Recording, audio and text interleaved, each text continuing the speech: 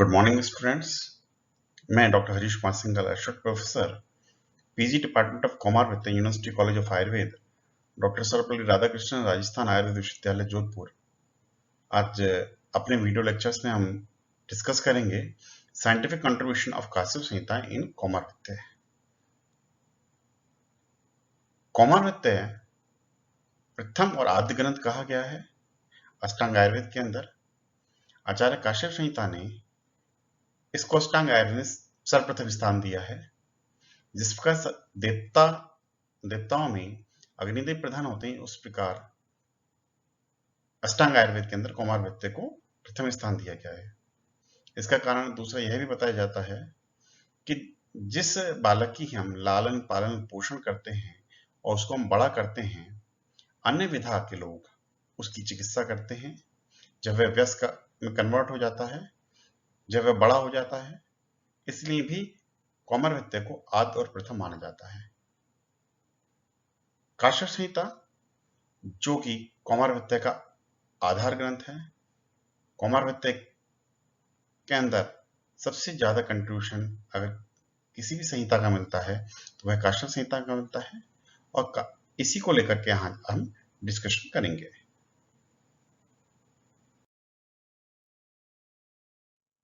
कौमारवित्य के पितामह के रूप में आचार्य काश्यप को माना जाता है। आचार्य काश्यप ने ही उपदेश दिए, जिन उपदेशों का संकलन कर व्रतजीवक ने एक तंत्र का निर्माण किया, जिसे व्रतजीवक तंत्र, और आज में हम काश्यप संहिता के नाम से जानते हैं। इसका प्रति संस्कार आचार्य वात्स्य ने किया। काश्यप संहिता का काल 6ठी शताब्दी से पूर्व 2री शताब्दी तक माना जाता है। व्रतजीवक द्वारा इसका काल 4 से 6ठी शताब्दी बताया गया है।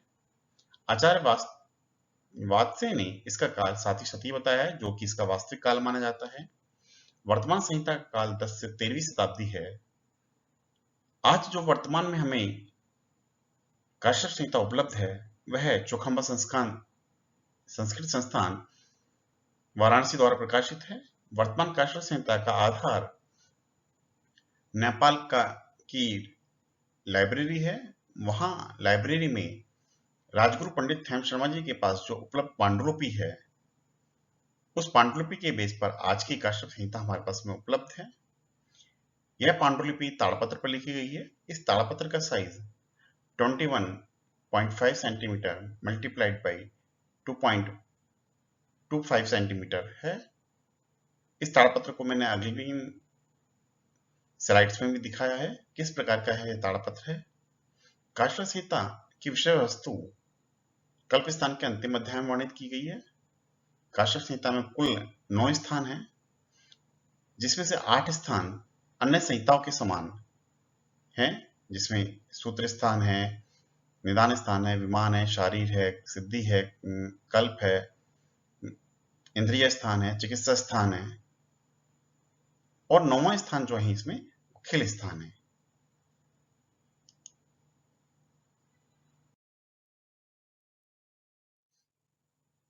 इस पिक्चर में हम देख सकते हैं, इसमें 1 2 3 4 5 जो ताड़पत्र दिखाए गए हैं, वहीं ताड़पत्र की साइज हम देख सकते हैं, जो हमें दर्शाई गई है वह साइज सेम है। उसकी चौड़ाई भी हम देख सकते हैं। यह काश्यप संहिता के पृष्ठ 14 पर अंकित है। वहीं से मैंने इसको फोटो लेकर के यहाँ पर आपको दर्शाया है।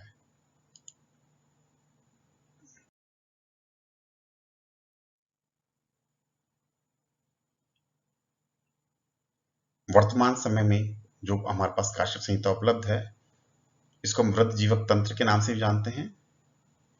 यह जो संहिता है वो इस रूप में उपलब्ध है, और इसको जो लिखा है वो आयुर्वेद अलंकार श्री सत्यपाल मिश्राचार्य ने इसको लिखा है। इसकी हिंदी व्याख्या भी की है, इसमें उपोधात भी वर्णित किया है।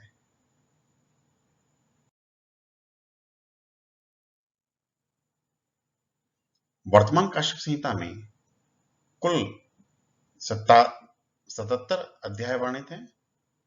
अधिकांशतः जो काश्यप संहिता के अध्याय हैं वे खंडित हैं। मूल रूप में जो काश्यप संहिता में अध्याय वर्णित किए गए थे वो 200 थे, जिसमें सूत्र स्थान में 30 थे, निदान स्थान में 8, विमान स्थान में 8, शारीर में 8, इंद्रिय स्थान में 12, चिकित्सा में 30, सिद्धि और कल्प में 12-12, खिल स्थान में 80 अध्याय थे। लेकिन आज के समय में जो हमारे पास काश्यप संहिता उपलब्ध है उसमें से सूत्र स्थान में केवल 4 अध्याय जो हैं वह संपूर्ण उपलब्ध हैं, 7 खंडित हैं, 7 उपलब्ध ही नहीं है। निदान स्थान के अंदर कोई भी अध्याय हमारे पास में उपलब्ध नहीं है। मीन्स निदान स्थान आज के समय में काश्यप संहिता में विद्यमान नहीं है। विमान स्थान के अंदर हम देखते हैं तो केवल 2 ही अध्याय हमें उपलब्ध हैं जो कि अपूर्ण है। शारीर स्थान के अंदर 5 अध्याय उपलब्ध हैं 8 में से, जो कि अपूर्ण है और खंडित है। इंद्रिय स्थान में 1 अध्याय उपलब्ध है परंतु यह अध्याय पूर्ण है। चिकित्सा स्थान के अंदर 30 में से 18 अध्याय प्रेजेंट हैं जो कि सभी अपूर्ण और खंडित रूप में प्रेजेंट हैं। सिद्धि स्थान में 8 अध्याय हैं जिसमें से 8 के 8 खंडित हैं। कल्प स्थान में 9 अध्याय हैं जिनमें से 4 जो हैं वो कंप्लीट हैं और 5 जो है इनकम्प्लीट चैप्टर्स हैं। खिल स्थान के अंदर 80 में से 23 अध्याय उपलब्ध हैं जिसमें से 10 कंप्लीट चैप्टर्स हैं और 13 इनकम्प्लीट चैप्टर्स हैं। तो इस प्रकार हम देख सकते हैं 200 में से कुल 77 चैप्टर्स जो है वर्तमान काश्यप संहिता में उपलब्ध हैं। इनमें से भी 19 चैप्टर्स जो है वो कंप्लीट हैं और 57 चैप्टर्स इनकम्प्लीट हैं।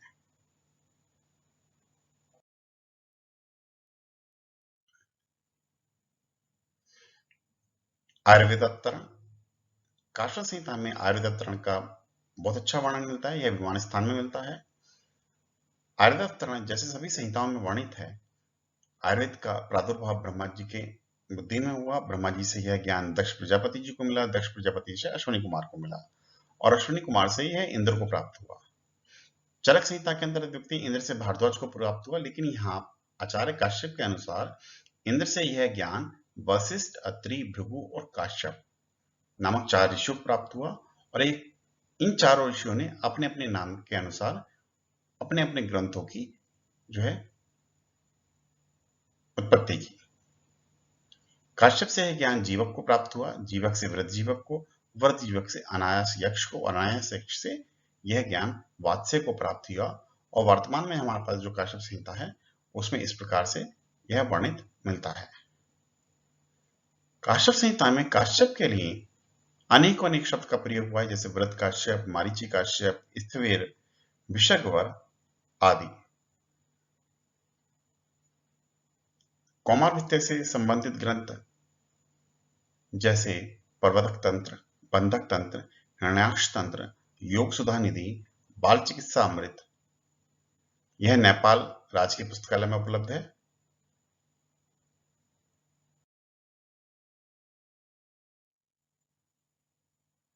अब हम इससे कंट्रीब्यूशन पे आते हैं कि जो काश्यप संहिता का कौमारभित्य में जो विशेष योगदान है वो हम देखते हैं तो किस प्रकार हमें योगदान मिलता है। तो हम स्थान वाइज हर योगदान को काउंट करेंगे। तो सबसे पहली चीज आती है लेहन, इलेक्ट्रोलिसिस या उरुमंत। उरुमंत लेहन को जो टर्म दी गई है वह दक्षिण भारत में दी गई है। आचार्य काश्यप ने लेहन के ऊपर संपूर्ण अध्याय लिखा है। लेहन के योग्य बालक, लेहन के अयोग्य बालक, विविध प्रकार के लेहन द्रव्य, इनका संपूर्ण वर्णन सूत्र स्थान में उन्होंने किया है। लेहन के विषय में कहा है, सुखम दुखम ही दृश्यते लेहाश्रय। बालक के सुख और दुख जो है वो लेह के ऊपर आश्रित हैं। मीन्स बालक की व्याधि होना और बालक का रोग मुक्त होना और आरोग्य को प्रदान कर होना, यह सभी लेहन के ऊपर आश्रित है। बाल ग्रह का स्तन्य प्रभाव, आचार्य काश्यप ने बाल ग्रह का स्तन्य पर प्रभाव बहुत अच्छे रूप में वर्णित किया है। उन्होंने स्तन्य की उत्पत्ति, स्तन्य के गुण, अशुद्ध स्तन्य के गुण आदि का विस्तृत वर्णन किया है। इसी अध्याय में इन्होंने स्तन कीलक नामक रोग का भी वर्णन किया है। जिसे पीत वज्रा के नाम से भी जानते हैं, और इसकी चिकित्सा का भी संपूर्ण वर्णन हमें सूत्र स्थान के अंदर प्राप्त होता है। दंतोत्पत्ति अध्याय। दंतोत्पत्ति अध्याय के अंदर आचार्य काश्यप ने बालकों में उत्पन्न होने वाले दंत के विषय में बताया है। दंत की उत्पत्ति उन्होंने 4 मास से लेकर 8 मास तक बताई है, और प्रत्येक मास में जो दंत उत्पन्न होते हैं उनके गुण और उनका फल दोनों का वर्णन किया है। दंतोत्पत्ति किस प्रकार होती है, दंत संपत्ति क्या है, दंत जो है उनकी अवस्थाएं कितनी होती हैं, दंतों के भेद के प्रकार कितने होते हैं, इन सब का वर्णन दंतोत्पत्ति अध्याय के अंदर मिलता है, जो आचार्य काश्यप का यूनिकनेस है। और यह कंट्रीब्यूशन बहुत बहुत जो है वर्थ रखता है कौमारभृत्य फील्ड के अंदर। चूड़ाकरण संस्कार के अंदर कर्णवेधन संस्कार का वर्णन किया गया है, और कर्णवेधन के विषय में बताया गया है कि कर्णवेधन कब और किस प्रकार करना चाहिए। स्नेहन अध्याय के अंदर स्नेह की योनि, स्नेहन के भेद, स्नेहन के योग्य अयोग्य, स्नेहाजीर्ण, स्नेह की प्रविचारणें, इन सभी का वर्णन इसमें स्पष्ट रूप से देखने के लिए मिलता है। स्वेदन, स्वेदन का वर्णन भी आचार्य ने सूत्र स्थान के अंदर किया है। आचार्य ने बालकों में 8 प्रकार के स्वेदन का वर्णन किया है। वेदनाध्याय। वेदनाध्याय काश्यप संहिता का फर्स्ट एंड फॉरमोस्ट ऐसा चैप्टर है जिसके अंतर्गत हमें देखते हैं कि जो बालक है, शिशु है, वह अपनी वेदना को व्यक्त नहीं कर सकता, लेकिन उसकी वेदना के स्वरूप को देखते हुए, उसकी क्रिया को देखते हुए यह हम अंदाजा लगा सकते हैं, यह हम ज्ञात कर सकते हैं कि उसको उसके किस अंग में पीड़ा है और वह किस अंग से या किस रोग से ग्रसित है, और उस रोग का निदान कर हम उसकी चिकित्सा कर सकते हैं। वेदना अध्याय के अंदर आचार्य काश्यप ने 30 वेदनाओं का स्पष्ट रूप से उल्लेख किया है, और प्रत्येक वेदना के पूर्व वहां पर वर्णित हैं। उन पूर्व रूप के द्वारा हम रोग का निदान कर उसकी चिकित्सा कर सकते हैं। आयुष्मान एवं अल्प आयु बालक के लक्षणों का भी वर्णन हमें सूत्र स्थान के अंदर देखने के लिए मिलता है। सत्वों के विषय में आचार्य काश्यप ने 8 प्रकार के सात्विक सत्व, 7 प्रकार के राजसिक सत्व और 3 प्रकार के तामसिक सत्वों का वर्णन किया है।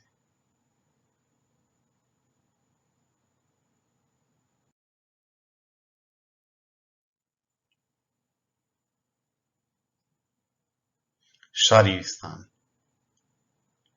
शारीरिक स्थान से पहले निदान स्थान आता है, लेकिन निदान स्थान का वर्णन आचार्य काश्यप ने काश्यप संहिता के अंदर किया है, परंतु वह वर्तमान संहिता में उपलब्ध नहीं है, इसलिए मैंने यहाँ पर नहीं शो किया है। मैं डायरेक्टली शारीरिक स्थान पर आया हूं। शारीरिक स्थान में 5 प्रकार की ऋतुएं बताई गई हैं, लेकिन रस के प्रयोजनार्थ 6 ऋतुओं का वर्णन किया गया है।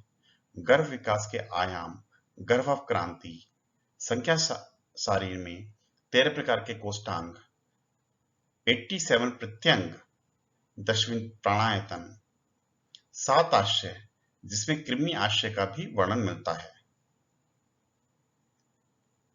ओज छेंजली बताया है, यह श्लेष्मा के समान है। प्रत्येक हृदय मूल से 10 चराओं का उद्गम होना, कर्ण मूल में 100 धमनियों का फैला होना, एवं गर्भिणी द्वारा गर्भावस्था के दौरान किए जाने वाले आहार विहार का भी सम्यक वर्णन शारीरिक स्थान के अंदर वर्णित है। संतान उत्पत्ति के समय योनि मार्ग से निकलने वाले स्राव के द्वारा पुत्र या पुत्री होना यह सुनिश्चित होना बताया है, परंतु ये दोनों ही प्रकार के जो स्राव हैं निंदित हैं, जिनकी शांति के लिए आचार्य काश्यप ने देवताओं की अर्चना करने का विधान बताया है। प्रसवावस्था के समय गर्भिणी का एक पैर यम के घर में और दूसरा पैर इस लोक में होना बताया है, अर्थात प्रसवावस्था के दौरान गर्भिणी की कभी भी मृत्यु हो सकती है। यह अवस्था बहुत ही खतरनाक होती है। इसका वर्णन भी स्पष्ट रूप से शारी स्थान के अंदर मिलता है। इंद्रिय स्थान। इंद्रिय स्थान में आचार्य काश्यप ने औषध एवं भेषज में स्पष्ट अंतर बताया है। साथ ही साथ विभिन्न प्रकार के अरिष्टों का वर्णन किया है। बाल ग्रहों की साध्यता असाध्यता को स्पष्ट किया है। स्वप्न दो प्रकार के बताए हैं, फलप्रद और निष्फल। फलप्रद 6 हैं और निष्फल 10 हैं। इंद्रिय स्थान में बाल ग्रह के अरिष्टों का सुस्पष्ट वर्णन, जैसे मैंने अभी ऊपर बताया, यह बहुत अच्छे से देखने के लिए मिलता है। इंद्रिय स्थान के में जो बाल ग्रह बताए गए हैं वो 10 बाल ग्रहों का यहाँ पर अरिष्ट लक्षण बताए गए हैं।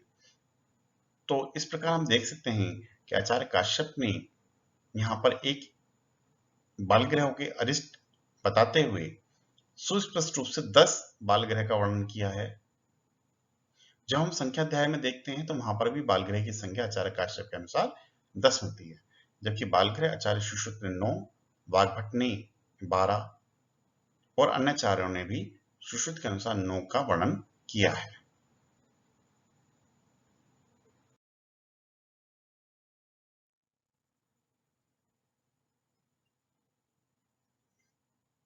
चिकित्सा स्थान। चिकित्सा स्थान बहुत ही इंपॉर्टेंट स्थान है। आचार्य काश्यप ने चिकित्सा स्थान के अंदर गर्भिणी के आचरण, 64 प्रकार के दुष्प्रजाता रोग, गृह उत्पत्ति, लक्षण और चिकित्सा का वर्णन किया है। रेवती के 20 पर्याय बताए हैं। रेवती के द्वारा उत्पन्न होने वाले अनेकों अनेक रोग का वर्णन, हलीमक, उदावर्त आदि का वर्णन किया है।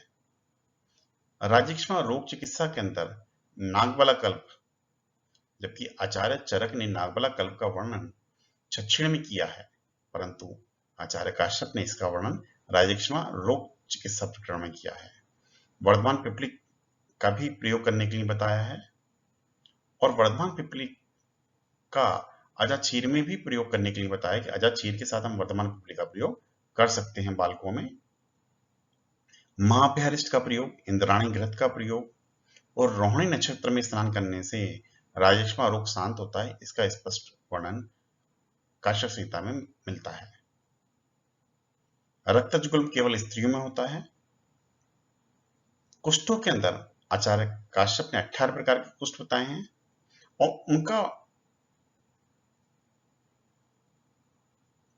भेद साध्य और असाध्य कुष्ठ के अनुसार किया है। 9 साध्य कुष्ठ बताए हैं, 9 असाध्य कुष्ठ बताए हैं। अरुषिका के लक्षण एवं चिकित्सा का सुस्पष्ट वर्णन हमें काश्यप संहिता के अंदर देखने के लिए मिलता है। मूत्रकृच एवं प्रमेह में भेद स्पष्ट किया है। बालकों में अश्वनी होने पर चिकित्सा करने का भी विधान उन्होंने बताया है। प्रतिशाय में 4 प्रकार की प्रतिशाय का वर्णन किया है और उनके चिकित्सा का भी स्पष्ट रूप से वर्णन मिलता है, जबकि रसद समुच्चय के अंदर 6 प्रकार के प्रतिशाय बताए गए हैं। कृमिरोग चिकित्सा में कटु तेल का प्रयोग करने के लिए बताया है। कटु तेल को सैंथव लवण के साथ गुदा में लगाकर अंगुली द्वारा स्वेदन करने के लिए कहा गया है। मदात्य का भी स्पष्ट रूप से वर्णन मिलता है। धात्री चिकित्सा एवं बालक के 1 वर्ष हो जाने के उपरांत भी अपने पैरों पर न चल पाने के कारण फक रोग की उत्पत्ति मानी है बालकों में, वह बालक फक रोग से ग्रसित माना जाता है। फक रोग के ऊपर पूरा अध्याय आचार्य काश्यप ने बताया है। फक रोग के भेद, फक रोग के लक्षण और उसकी चिकित्सा का व्यापक वर्णन चिकित्सा स्थान के अंदर मिलता है।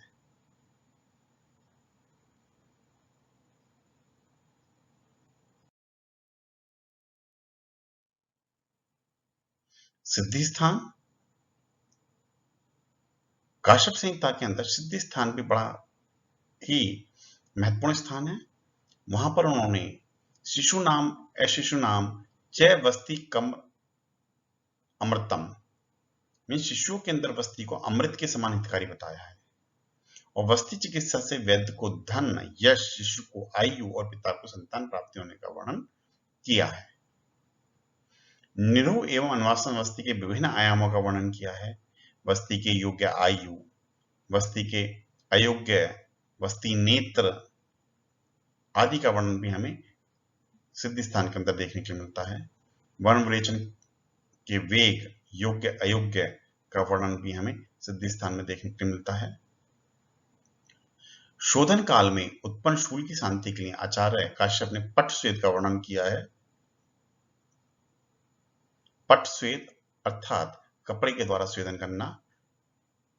नस्य या शिरोविचन के भेद, गुण, दोष, योग्य अयोग्य आदि का विस्तृत उल्लेख भी सिद्धि स्थान में आचार्य काश्यप ने किया है। वस्ती नेत्र देश आचार्य काश्यप ने 6 बताए हैं, जबकि आचार्य चरक ने 8 बताए हैं। वस्ती दोष भी यहाँ पर 9 बताए गए हैं आचार्य काश्यप के द्वारा। वस्ती कर्म दोष भी 10 बताए गए हैं, जबकि आचार्य चरक के द्वारा वस्ती नेत्र दोष 8, वस्ती दोष जो है वह भी 8 बताए गए हैं, वस्ती कर्म दोष भी जो है वो 8 बताए गए हैं। तो इस प्रकार हम देख सकते हैं कि चरक और काश्यप के अंदर काफी सारी भिन्नताएं यहाँ पर देखने के लिए मिलती हैं।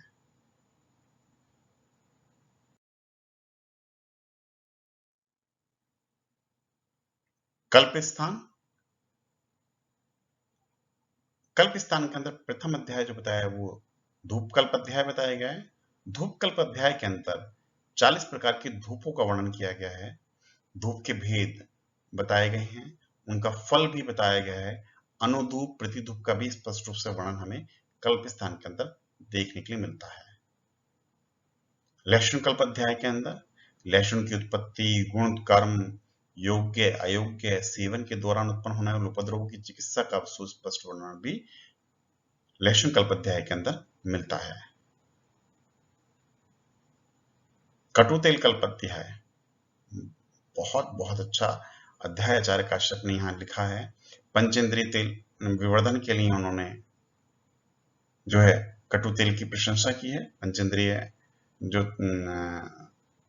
का विवर्धन जो है वो पंचभौतिक तेल के द्वारा होता है, उसका स्पष्ट वर्णन कटु तेल कल्प अध्याय के अंदर मिलता है। षटकल्प अध्याय में चक्षुष्या, पुष्पक, हरितकी, गोरोचन, रसांजन और कतक के गुणकर्मों का वर्णन देखने के लिए मिलता है। शतपुष्प शतावरी कल्प अध्याय के अंदर शतपुष्प एवं शतावरी के गुण कर्मों को समझाते हुए बंधत्व की चिकित्सा और उससे यथेष्ट पुत्र प्राप्ति होने का विधान आचार्य काश्यप ने बताया है। जाति हानि कल्प अध्याय में जाति हानि का उद्गम, भेद, नवजात शिशु पर प्रभाव, स्त्री पर प्रभाव और जाति हानि की चिकित्सा का वर्णन भी जाति कल्प अध्याय के अंदर स्पष्ट रूप से देखने के लिए मिलता है। गर्भपात रोकने के लिए गर्भिणी को 8 मास से पूर्व प्रजावरण बंध को बांधने का निर्देश आचार्य काश्यप ने किया है। सन्निपातिक ज्वर 13 प्रकार के बताते हुए त्रिदोष सन्निपातक ज्वर को कूटपालक सन्निपातक ज्वर की संज्ञा दी है। इसे अत्यंत दारुण और शीघ्र ही प्राणघातक व्याधि कहा है।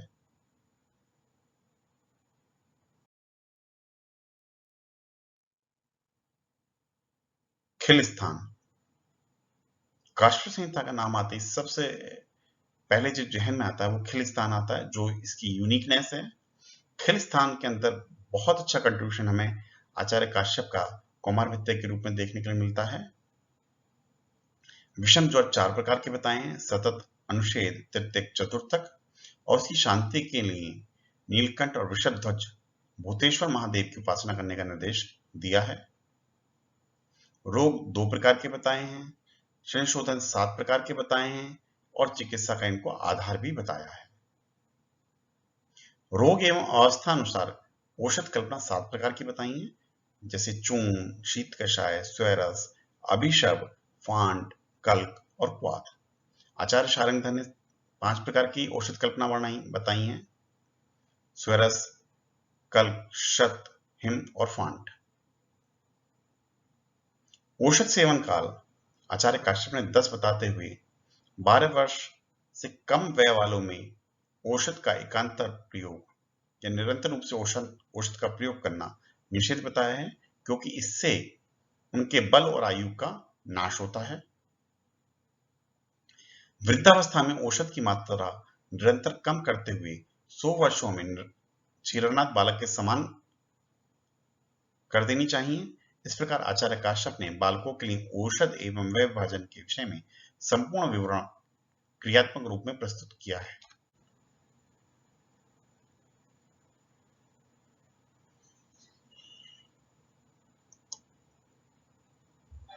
25 प्रकार के यूष और 21 यवागु, 7 यवागु दोष, 24 भोजन विकल्प एवं 62 रसभेद विकल्प बताते हुए स्नेहन के 3 बाद वमन औषध और 4 दिन के बाद विरेचन औषध पिलाने का निर्देश दिया है। जातकर्म अध्याय में बालकों के विभिन्न संस्कारों को बताते हुए सूर्य दर्शन, चंद्र दर्शन कराने का विधान कहा है। सूर्य दर्शन और चंद्र दर्शन प्रथम मास में कराए जाते हैं। फल प्राशन संस्कार 6ठे मास में और अन्नप्राशन संस्कार 10वें मास में कराने का विधान आचार्य काश्यप ने काश्यप संहिता में वर्णित किया है।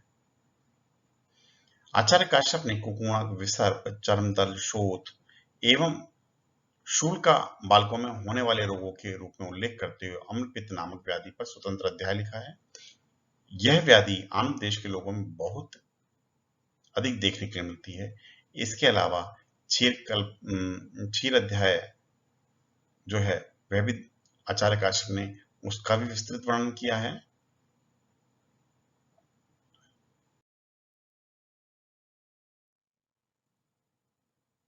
इस प्रकार हम देखते हैं कि काश्यप संहिताओं में बालकों के अनेक रोगों के निदान, पूर्व रूप, उपशय, संप्राप्ति, चिकित्सा और रोगों से बचाव का विस्तृत वर्णन मिलता है, जिससे यह सिद्ध होता है कि काश्यप संहिता कौमारभ्यता का आधार स्तंभ है और काश्यप संहिता का कौमारभ्यता के फील्ड में बहुत ही योगदान है।